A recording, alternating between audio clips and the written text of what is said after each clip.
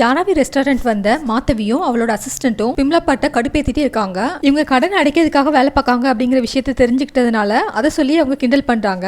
பிம்லாப்பாட் ரொம்ப பொறுமையா இருந்து அதுக்கப்புறம் லாஸ்டா வட்டியோட திரும்ப கொடுத்துடுறாங்க.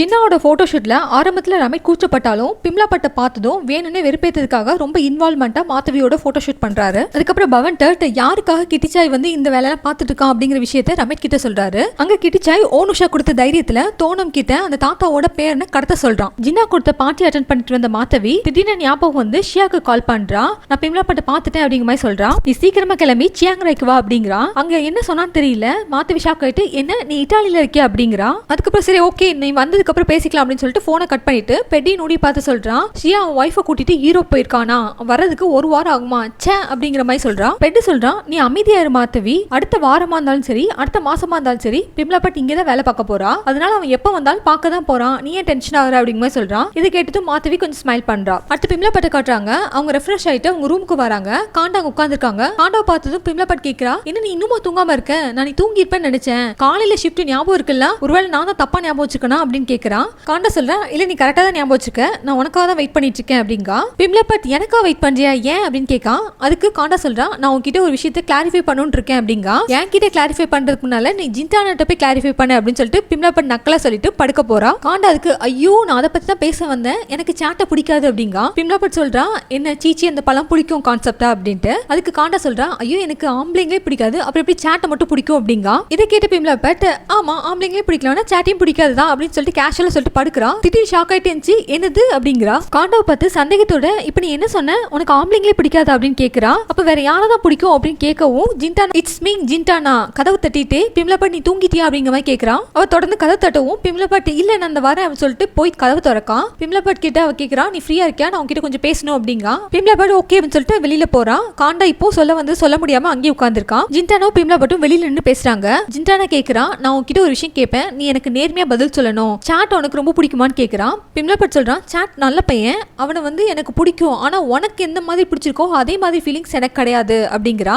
ஜின்டானா கேட்கிறான் அப்போ உனக்கு வேற ஆள் இருக்காங்களா அப்படின்ட்டு. பிம்லாப்பாட் சொல்றான் எனக்கு ஆள் இருக்காங்க இல்ல அது இங்க மேட்டர் கிடையாது, நான் கண்டிப்பா உன்னோட காம்படிட்டர் கிடையாது, அவ்வளவுதான் நான் கிளியர் பண்ண விரும்புறேன் அப்படிங்கா. ஜின்டானா எதுவுமே சொல்லாம அமைதியா இருக்கும். பிம்லாப்பாட் சொல்றான் நம்ம நேர்மையா பேசணும், நீ கூப்பிட்டனால நான் நேர்மையா உனக்கு ஒரு நல்ல எண்ணத்துல ஒரு சஜஷன் சொல்லட்டுமா அப்படின்னு கேட்கிறான். அதுக்கு ஜின்டானா ஓகே நீ சொல்லு அப்படிங்கிறான். பிம்லாப்பாட் சொல்றா ஆம்பளைங்களை பொறுத்த வரைக்கும் ஹண்டர் இன்ஸ்டிங்க் தான் அவங்களுக்கு உண்டு, அதாவது அவங்க தேடி போய் அப்ரோச் பண்றதா அவங்களுக்கு பிடிக்கும், அவங்கள தேடி யாராவது வந்தாங்கன்னா அதுக்கு அவங்க பெருசா இன்ட்ரெஸ்ட் காட்ட மாட்டாங்க அப்படிங்கிறான். அதுக்கப்புறம் சொல்றான் நீ ஆல்ரெடி சாட்டை நிறைய வாட்டி அப்ரோச் பண்ணி பார்த்துட்ட, ஆனா எதுவுமே ஒர்க் அவுட் ஆகல, ஏன் நீ கொஞ்சம் பின் வாங்க கூடாது அப்படிங்கிற மாதிரி சொல்றான். ஜின்டானா கொஞ்சம் யோசிச்சுட்டு அதாவது ஈஸியா கிடைக்கிறதுலாம் சேலஞ்சிங்கா இருக்காது அவங்கள பொறுத்த வரைக்கும், அதுதானே சொல்ல வர அப்படிங்கிறா.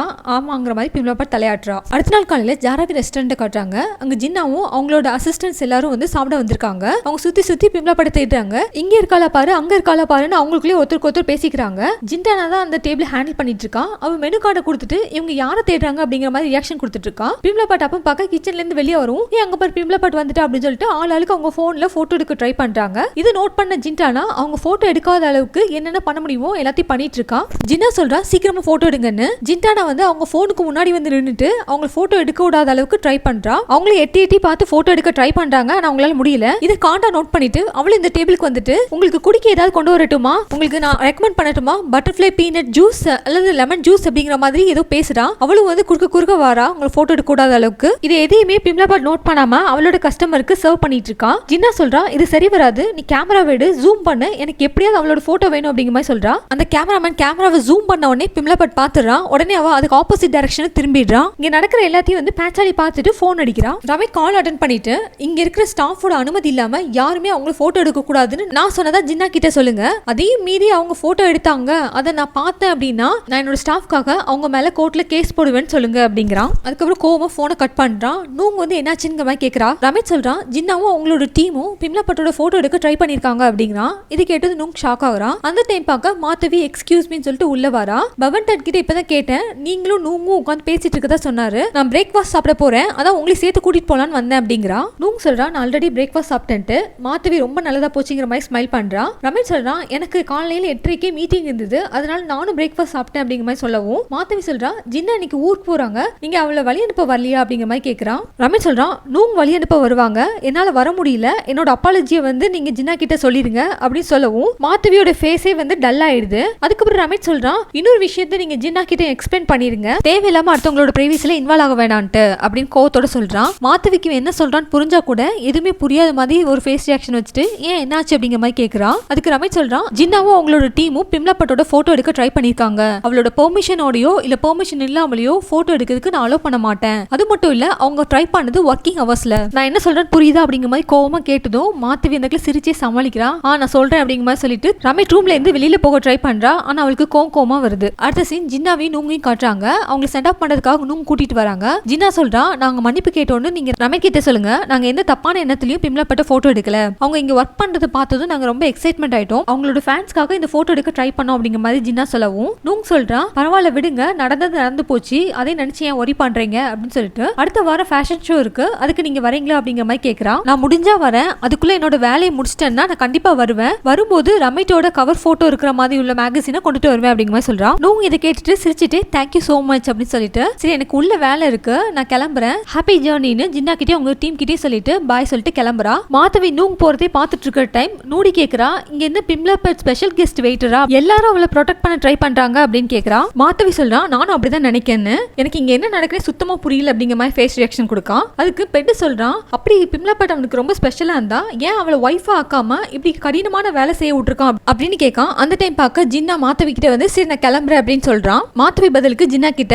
ஓகே நான் உங்களை பேங்காக்ல மீட் பண்றேன், தேங்க்யூ சோ மச் அப்படிங்கிற மாதிரி சொல்றான். ஜின்னா கார் கிட்ட வர போயிடுறான். அப்ப அவளுக்கு திடீர்னு ஒன்று ஞாபகம் வருது, ஐயோ நான் எப்படி இந்த மறந்தேன் அப்படின்னு சொல்லிட்டு மாதவி கிட்ட வந்து சொல்றா, உன்கிட்ட ஒரு காசிப் பத்தி சொல்லணும்னு நினைச்சேன் மறந்துட்டேன் அப்படின்னு சொல்லிட்டு என்னோட எம்ப்ளாயி ஒருத்தி இப்போ பேங்க்ல வேலை பார்த்துட்டு இருக்கா, அவ என்கிட்ட வேன் வனா பானிச்சியோட பேத்தியை பத்தி ஒரு காசிப் சொன்னா அப்படிங்கிறா. சியாங் ராய் ஜாராவி ஹோட்டலோட ஓனர் வந்து அவரோட பேத்திய டேட்டிங் பண்றதா சொன்னா அப்படி அவ சொல்றா. இதை கேட்டதும் மாதவி பெட் நூடி இவங்க 3 பேரும் பயங்கரமா ஷாக் ஆகுறாங்க. அப்புறம் ஜின்னா சொல்றா அவளோட பேர் வந்து நாரா அப்படின்னு சொல்லிட்டு. அதுக்கப்புறம் சொல்றா வேன் வனா பானிச்க்கு அவரோட பேத்தி மேல ரொம்ப அக்கறை, அதனால அவர் என்ன ஆசைப்பட்டாருன்னா என்கேஜ்மெண்ட்க்கு முன்னாடி அவ வெளிநாடுகளுக்கு போய் நல்லா படிச்சு முடிக்கணும்னு ஆசைப்பட்டாரு, அதுபடி அவளை படிக்க வச்சிருக்காரு அப்படிங்கிற மாதிரி சொல்றான். நூடி ஒரு அதிர்ச்சியோட கேட்கறான், நீங்க சொல்றதெல்லாம் உண்மையா அப்படின்ட்டு. அதுக்கு ஜின்னா சொல்றான் 100% உண்மை, அவ ஃபாரின்ல போய் படிக்கிறதுக்கு முன்னாடி சியாங் ராய் ஜாராவி ரெஸ்டாரண்ட்ல 1 மாசம் தங்கி இருக்கா, வேன் வனா பானிச்சு பர்சனலா வந்து அவளை வந்து பிக்கப் பண்ணிட்டு போயிருக்காரு இந்த மாதிரி சொல்லிட்டு சரி கிளம்புறேன் டைம் ஆயிடுச்சு அப்புறம் பார்க்கலாம் அப்படின்னு சொல்லிட்டு போறான்.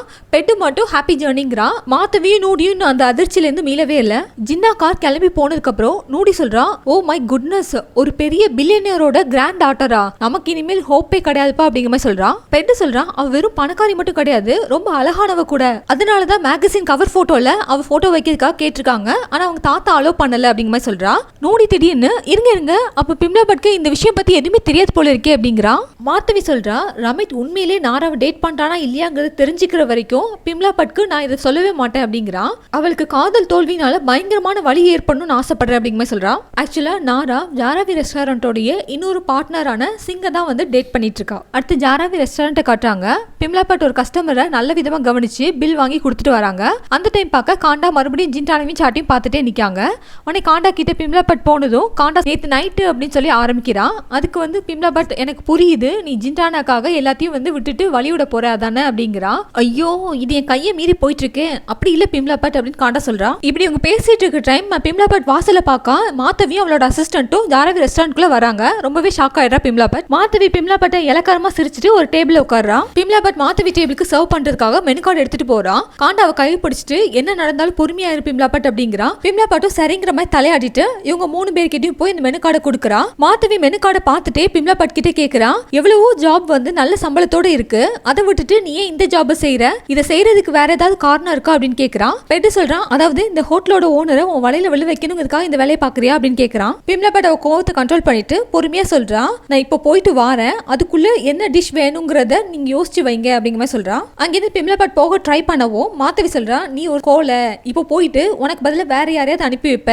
உன்னை பத்தி நான் ஓவர் எஸ்டிமேட் பண்ணிட்டேன் போல அப்படிங்கிறான். அதுக்கப்புறம் சொல்றான், எனக்கு நல்லா தெரியும் உனக்கு வந்து மூளை கிடையாது, ஊதாரித்தனமா செலவு பண்ணுவேன், ரொம்ப அரகண்டா பிஹேவ் பண்ணுவேன்னு, ஆனா இந்த மாதிரி கோலையா இருப்பேன்னு நான் நினைச்சு கூட பார்க்கல அப்படிங்கிற மாதிரி மாத்தவி சொல்லவும் காண்டா ஜின்டானா சாட்டி இவங்க 3 பேரும் ஷாக் ஆகுறாங்க. பிம்லா பட்டால அதுக்கு மேல அவ கோவத்தை கண்ட்ரோல் பண்ண முடியல. அவன் நேரா மாத்தவி கிட்ட வந்து சொல்றா, ஆர்டர் பண்ணதா இருந்தா பண்ணு, அப்படி இல்லைன்னா இங்க இருந்து எஞ்சி வெளில போ அப்படிங்கிறா. இது கேட்டது நூடி ஷாக் ஆயிட்டு மெனு கார்டு கீழே போட்டுட்டு, நாங்கெல்லாம் ரமேட்டோட ஸ்பெஷல் கெஸ்ட், எங்களை வெளியே அனுப்புறதுக்கு நீ யாரு அப்படிங்கிற மாதிரி கேட்கறான். மாத்தவி நீ தான் இந்த ஹோட்டலோட ஓனரான்னு கேட்டுட்டு, நீ ஒருவேளை ரமேட்டை கரெக்ட் பண்ணியிருந்தா கூட இந்த ஹோட்டல்ல உன்னோட வாய்ஸ் எடுபட்டு இருக்கும், ஆனா அதிர்ஷ்டவசமா ரமேட் உன்னோட வலையில விழல, அவர் ஜஸ்ட் ஃபன்னுக்காக உன்னை டேட் பண்ணிட்டு இப்போ உன்னை லோ லெவல் ஜாப்ல போட்டிருக்காரு அப்படிங்கிற மாதிரி சொல்றான். இதை கேட்டது பிம்லா பட்க்கு கோவம் வருது. எந்த ஆம்பளைங்களையும் என் வலையில விழ வைக்கணுங்கிறது என்னோட எண்ணம் கிடையாது அப்படிங்கிற மாதிரி கத்துறா. மாதவி சொல்றா, உண்மையை உன்னால ஒத்துக்க முடியலையா? ஆனா ஒரு விஷயம் ஞாபகம் வச்சுக்கோ, ரமேஷ் உன்னை பத்தி எல்லா விஷயமும் என்கிட்ட சொல்லிட்டாரு அப்படிங்கிற மாதிரி சொல்றா. இதை கேட்ட பிம்லா பட் உண்மைன்னு நம்பிடுறா. அவ ஷாக்கிங்கா ரியாக்ஷன் கொடுத்துட்டு இருக்கவும் மாதவி சொல்றா, நல்ல வேளை உங்க அப்பா அவரே சூசைட் பண்ணி செத்து போயிட்டாரு. ஒருவேளை அவர் உயிரோடு இருந்து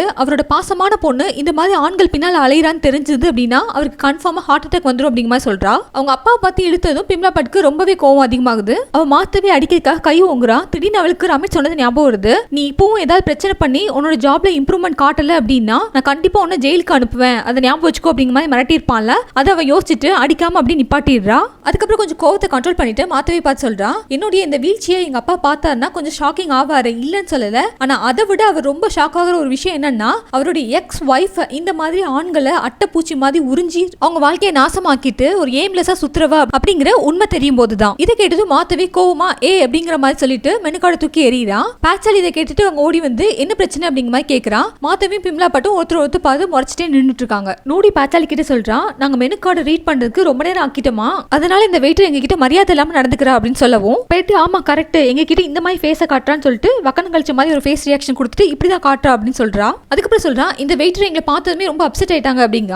பாச்சாலி பிம்லா பாட்டை பார்த்து சொல்றா, நீ உள்ள போய் வேற ஏதாவது வேலையை பாரு, நான் இந்த கஸ்டமரை டீல் பண்ணிக்கிறேன் அப்படிங்கிறா. கோவத்தோட பிம்லா பாட் கிச்சனுக்குள்ள போறா. அங்க போய் வந்து எரிச்சலோட நிக்கிறா. கொஞ்சம் கொஞ்சமா அவளை வந்து ரிலாக்ஸ் பண்ண ட்ரை பண்றா. பாச்சாலி மாத்தவி கிட்ட இருந்து ஆர்டர் வாங்கிட்டு கிச்சனுக்குள்ள வரா. பிம்லா பாட்டை பார்த்து சொல்றா, இதெல்லாம் ஓவர் பிம்லா பாட், இப்படியே ஒரு கஸ்டமர் கிட்ட பிஹேவ் பண்ணணும், ஏதோ அவங்க வந்து நீ டயர்டா இருக்கன்னு புரிஞ்சுக்கிட்டனால இதோட விட்டுட்டாங்க அப்படிங்கிற மாதிரி சொல்றா. அதுக்கு பிம்லா பாட் சொல்றா, அவெல்லாம் என் மேல இறக்கப்படுற ஆளே கிடையாது அப்படிங்கிறா. இவங்க இந்த மாதிரி பேசிட்டு இருக்க டைம் ஜின்டானா அங்க வராங்க.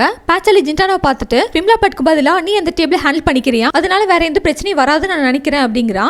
உடனே ஜின்டானா இதை கேட்டுட்டு ஓ தாராளமா பாச்சாலி அப்படிங்கிறா. பிம்லா பட் ஜின்டானா பார்த்து வேண்டாம் ஜின்டானா அப்படிங்கிறா. பாச்சாலி பார்த்து சொல்றா, நானே இதை ஹேண்டில் பண்ணிக்கிறேன்ட்டு. அந்த டைம் பார்க்க சாட் வந்து பாச்சாலி உங்களுக்கு ஒரு ஃபோன் வந்திருக்கு அப்படிங்கிறா. ஃபோன் அட்டென்ட் பண்ண போகிறதுக்கு முன்னாடி பாச்சாலி பிம்லா பட் கிட்ட சொல்றா, நல்லா கவனிச்சுக்கோ பிம்லா பட், உன்னால வேற எந்த பிரச்சனையும் வரக்கூடாது, ஒழுங்கா பொறுமையா வந்து ஹேண்டில் பண்ணு அப்படிங்கிறா. இன்னொரு விஷயம் நல்லா ஞாபகம் வச்சுக்கோ, அவங்க இந்த ஹோட்டலோட ஸ்பெஷல் கெஸ்ட் அப்படிங்கிறா. பிம்லா பட் ஓகேங்கிற மாதிரி தலையாட்டுறா. பாச்சாலி போனதுக்கு அப்புறம் சாட் ஜின்டானா காண்டா இவங்க 3 பேரையும் பார்த்து நீங்க என்ன நினைச்சு கவலைப்படாதீங்க, நான் வந்து இதை ஹேண்டில் பண்ணிக்குவேன், என்ன யாரும் கோலன்னு சொல்றத நான் விரும்பல அப்படிங்கிற மாதிரி சொல்லிட்டு எனக்கு அவளோட ஒரிஜினல் கலர் என்னன்னு தெரியும், அவ மத்தவங்க முன்னாடி டபுள் ஃபேஸா நடிப்பா, வெர்பலா என்ன ரொம்ப அபியூஸ் பண்ணுவா, அதை தாண்டி அவ வேற எதுவும் செய்ய போறது இல்ல அப்படிங்கிற மாதிரி சொல்லிட்டு வேணா பாருங்க இந்த வாட்டி நான் தான் வின் பண்ண போறேன், அவளால என்ன அவ்வளவு ஈஸியா என்னோட பொறுமையை இழக்க வைக்க முடியாது அப்படிங்கிறா. காண்டா சொல்றா, நான் எப்பவுமே உனக்கு துணையா இருப்பேன் பிம்லா பட், என்னோட ஆசை என்னன்னா நீ மத்தவங்களை வின் பண்றதை விட உன்னோட சொந்த கோவத்தை வின் பண்ணணும்னு ஆசைப்படுறேன் அப்படிங்கிறா. பிம்லா பட் ஸ்மைல் பண்ணிட்டு அங்கேயிருந்து ஃபுட் எடுத்துட்டு சர்வ் பண்றதுக்கு கொண்டு போறான். பெட்டும் நோடியும் ஆர்டர் பண்ண டிஷ்ஷை அவங்க பக்கத்துல வைக்கிறான். மாத்தவி ஆர்டர் பண்ண சூப்பை வந்து டேபிளோட சென்டர்ல வைக்கா.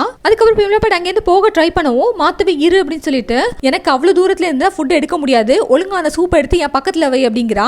உடனே பிம்லா பட் வேற வழி இல்லாம அந்த சூப்பை எடுத்து அவ பக்கத்துல வைக்கவும் மாத்தவி வேணும்னே அந்த சூப்பை அவ மேல கொட்டிட்டு கத்துறா. ஐயோ எரியுதேன்னு கத்தவும் அங்க இருக்க எல்லாருமே ஓடி வந்துருந்தாங்க அந்த டேபிள் கிட்ட. மாத்தவி கோவத்தோட கத்துறா, எனக்கு தெரியும் உனக்கு என்ன பிடிக்காதுன்னு, அதுக்காக இந்த மாதிரி பண்ணுவியா அப்படிங்கிற மாதிரி கேட்கறா. ஆக்சுவலி இதை கேட்டு ஓடி வந்துட்டு ஓ மை குட்னஸ், நான் உன்னை இதுக்கு தான் இங்க வந்து சர்வ் பண்ணாதன்னு சொன்னேன் அப்படின்னு சொல்லி பிம்லா பாட்டை பார்த்து கத்துறா. பிம்லா பாட் சொல்றா, நான் எதுவுமே பண்ணல, அவளே தான் சூப்பா அவ கால்ல கொட்டிக்கிட்டா அப்படின்னு சொல்லிட்டு பெட்டி நூடி பார்த்து சொல்றா, நீங்க தான் பாத்தீங்களா சொல்லுங்க அப்படிங்கிறா. பெட்டி சொல்றா, உனக்கு என்ன பைத்தியமா, யாராவது அவங்களே அவங்களை ஹர்ட் பண்ணிக்குவாங்களா அப்படின்னு கேட்கறா. அதுக்கப்புறம் நூடி பார்த்து சொல்றா, என்ன நூடி பேசாம இருக்க சொல்லு அப்படின்னதும் நூடி சுதாரிச்சுட்டு அதான் எவிடன்ஸ் கிளியரா இருக்குல்ல, இப்படி நீ எப்படி அடுத்தவங்க மேல பழி போட ட்ரை பண்ற அப்படின்னு கேட்கறா. அதுக்கப்புறம் மாத்தவி பார்த்துட்டு 2 பேரும் ஓடி போய் ஐயோ மாத்தவி உனக்கு என்னாச்சு அப்படிங்கிற மாதிரி நடிக்கிறாங்க. பெட்டி கேட்கறா சூடா இருந்துச்சான்னு. மாத்தவி சொல்றா, ஆமா ரொம்ப சூடா இருந்தது அப்படிங்கா. நூடி கேட்கறா, ஏதாவது தீ காயம் பட்டிருக்கா அப்படின்ட்டு. ஆமா அப்படிங்கிற மாதிரி சொல்லவும் பிம்லா பட் ரொம்ப ஷாக் ஆகுறா. அடுத்து ரமேட்டோட ஆஃபீஸை கட்டுறாங்க. பிம்லா பட் சொல்றான், நான் உண்மையை தான் சொல்றேன், நான் எதுவுமே பண்ணல, மாத்தவி தான் அவ காலில் சூப்பை கொட்டிக்கிட்டா அப்படிங்கிற மாதிரி சொல்றான். ரமேட் கோவமா அவனோட டேபிளை தட்டிட்டு நீனும் முட்டாளா, அவளே அவ காலில் சூப்பை கொட்டிட்டா நீ சொன்னேன்னா அதை நம்ப நீ நினைச்சியா, இது பைத்தியகாரத்தனமா தெரியல, நீ யாரும் பைத்தியம் கிடையாது நீ நினைக்கிற மாதிரி அப்படிங்கிறான். உங்களுக்கு அவளை பத்தி ஃபுல்லா தெரியல, அதனாலதான் இப்படி பேசிட்டு இருக்கீங்க, அவ தான் ஆக்சுவலா ஒரு பைத்தியம், சில டைம் ட்ரிக்கா இந்த மாதிரி பண்ணுவா அப்படிங்கிறா. அவ என்ன மாட்டி விடணுங்கிற இன்டென்ஷன்ல தான் இந்த மாதிரி பண்ணிருக்கா அப்படின்னு சொல்லிட்டு நீ வேணா வேற யாரையாவது கேட்டுப்பாரு, ஒருவேளை யாராவது பாத்துருக்கலாம்ல அப்படிங்கிறா. ரமேட் வந்து எதுவுமே பேசாம பிம்லா பாட்டை பார்த்து முறைச்சிட்டே சொல்றான். ஆக்சுவலி சொன்னாங்க ஆல்ரெடி நீ மாத்தவி கூட ஆர்குமெண்ட்ல ஈடுபட்டன்ட்டு அப்படின்னு ரமேட் சொல்லவும் பிம்லா பாட் சொல்றான், ஆமா ஆனா அவ தான் என்ன முதல்ல இரிட்டேட் பண்ணா, நான் எவ்வளவு தூரம் கண்ட்ரோல் பண்ண என் கோவத்தை, சொல்ல போனா அவ பேசினதுக்கு நான் திரும்ப கொஞ்சம் தான் பேசியிருக்கேன் அப்படிங்கிற மாதிரி சொல்றான். ஆனா இப்ப அவ கால சூப் கொட்டினதுக்கும் எனக்கு எந்த சம்மதமும் இல்ல, ப்ளீஸ் என்ன நம்பு அப்படிங்கிற மாதிரி ரமேட்டை பார்த்து சொல்றா. ஆனா ரமேட் நம்புற மாதிரி தெரியல.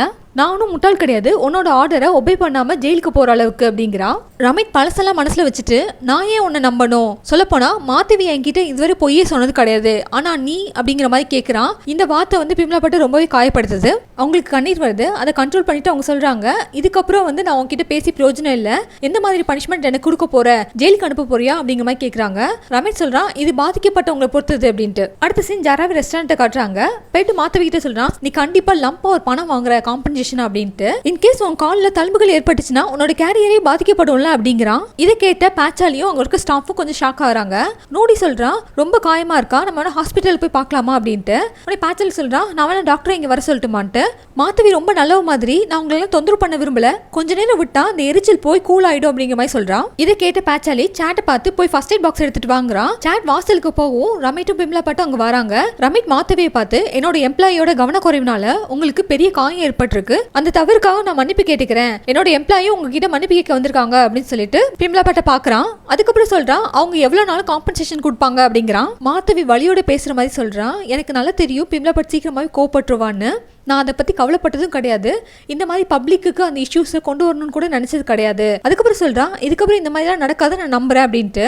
இதெல்லாம் கேட்டுட்டு இந்த பிம்லா பட்க்கு எரிச்சலாக வருது. என்னால் கண்ட்ரோல் பண்ணிட்டு அங்கே நிற்கிறான். மாதவியோட ஒரிஜினல் ஃபேஸ் தெரியாத ரமேஷ், நீங்கள் ரொம்பவே வந்து பெருந்தன்மையானவங்க, நான் இப்போ உங்களுக்கு ப்ராமிஸ் பண்ணுறேன் இதுக்கப்புறம் இந்த மாதிரிலாம் நடக்காதுன்ட்டு அப்படிங்கிறான். அதுக்கப்புறம் பிம்லா பாட்டை பார்த்து மாதவிக்கு நன்றி சொல்லு பிம்லா பாட் அப்படிங்கிறான். மாதவி ஒரு நிமிஷம் இருங்க, நான் எதையுமே கண்டுக்கிற மாட்டேன்னு சொன்னேன், ஆனா இந்த விஷயத்தை அவ்வளவு ஈஸியா விட மாட்டேன் அப்படிங்கிற மாதிரி சொல்றா. இதை கேட்டது ரமேஷ் ஷாக் ஆகுறான். பிம்லா பாட் திமிராவே மாதவி பாக்குறா. மாதவி சொல்றா பிம்லா பாட் நீல் டவுன் போட்டு என்கிட்ட மன்னிப்பு கேட்கணும், அப்பதான் அவ உண்மையாவே என்கிட்ட மன்னிப்பு கேட்க தான் நான் நம்புவேன் அப்படிங்கிறா. இதை கேட்டது பிம்லா பாட்டுக்கு கோவம் வருது. அவ முடியாது அப்படின்னு சொல்லிட்டு நான் உன் முன்னால நீல் டவுன் போடலாம் மன்னிப்பு கேட்க மாட்டேன், சொல்ல போனா இது ஏன் தப்பே கிடையாது அப்படிங்கிறா. மாதவி பதிலுக்கு அப்பனா நான் போலீஸ் ஸ்டேஷன்ல போய் கம்ப்ளைண்ட் பண்ண போறேன், அப்பதான் இதுக்கப்புறம் இந்த மாதிரிலாம் நடக்காது அப்படின்னு சொல்லிட்டு ரமேட்டை பார்த்து கேட்கிறா போலீஸ் ஸ்டேஷன் நம்பர் என்ன ரமேட் அப்படின்ட்டு. ரமேட்க்கு என்ன பண்றதுன்னே தெரியல. பிம்லா பட் சொல்றது நம்புற மாதிரியும் இல்ல. காணா குறைக்கு பெட்டும் நோடியும் மாதவிக்கு சப்போர்ட்டா இருக்காங்க. ரமேட் பிம்லா பட்டை பார்த்து பேசாம இங்கே மன்னிப்பு கேட்டு இந்த பிரச்சனை இதோட முடிச்சிரு அப்படிங்கிறான். பிம்லா பட் பாவம் போல ரமேட்டை பாக்குறான். மாதவி சொல்றா நீங்க அவளை ஃபோர்ஸ் எல்லாம் பண்ண வேண்டாம், அவ வில்லிங்கா செய்யறதா இருந்தா செய்யட்டும், அப்படி இல்லைன்னா போலீஸ் ஸ்டேஷன் நம்பர் கொடுங்க, இவ்வளவு மாதிரி ஆட்கள்லாம் வந்து சட்டப்படி தண்டனை அனுபவிச்சா மட்டும்தான் திருந்துவாங்க அப்படிங்கிற மாதிரி சொல்றான். அதுக்கப்புறம் மாதவி பிம்லா பட் கிட்ட வந்துட்டு என்ன செய்ய போற அப்படின்னு கேட்கறான். பிம்லா பட்க்கு வேற வழியே இல்ல, ஏன்னா ரமேட்டும் வந்து ஹெல்ப் பண்ற மாதிரி தெரியல, அதனால கண்ணீரோட அவங்க நீல் டவுன் போட்டு அவகிட்ட மன்னிப்பு கேட்க போறாங்க. அந்த டைம் பார்க்க மாதவி நில்லு அப்படிங்கிற மாதிரி சொல்றாங்க. அதுக்கப்புறம் நோடியை பார்த்து சொல்றான் இங்க நடக்கிறதுலாம் வந்து எனக்கு எவிடன்ஸா வேணும், அதனால நீ வீடியோ எடு அப்படிங்கிறா. பெட்டை பார்த்து நீ போட்டோ எடு அப்படிங்கிறா. ஆக்சுவலா பெட்டு நோடிக்குமே வந்து இங்க என்ன நடக்குதுன்னு ஒண்ணுமே புரியல. அவங்க மாதவி சொன்னதை அப்படியே ஃபாலோ பண்ணிட்டு இருக்காங்க. அதுக்கப்புறம் மாதவி பிம்லா பாட்டை பார்த்து சொல்றான் இப்ப ரெடியா, நல்லா தலை குனிஞ்சி என்கிட்ட சாரி கேட்கணும் அப்படிங்கிறான். ரமேட்க்கு ஒரு கட்டத்துக்கு மேலே இதை பார்க்க முடியல. உடனே அவன் சொல்றான் போதும் இதோ நிறுத்திக்கலாம், நான் வேணா உங்களுக்கு எவ்வளவு நாள் காம்பன்சேஷனா பணம் தரேன் அப்படிங்கிறான். மாதவி அதுக்கு கோவமா சொல்றான் வேணாம் தேவை கிடையாது, தப்பு பண்ணது அவா நீங்க கிடையாது அப்படின்னு சொல்லிட்டு மறுபடியும் பிம்லா பாட்டை பார்த்து சொல்றா நீ நல்லா தலை குனிஞ்சி என்கிட்ட சாரி கேட்கலன்னா உன்னை கண்டிப்பா நான் ஜெயிலுக்கு அனுப்புவேன் அப்படிங்கிறான். பிம்லா பாட் ஹெல்ப்லெஸ்ஸா அழுதுகிட்டே நீல் நோட் போட்டு நிக்கிறான்.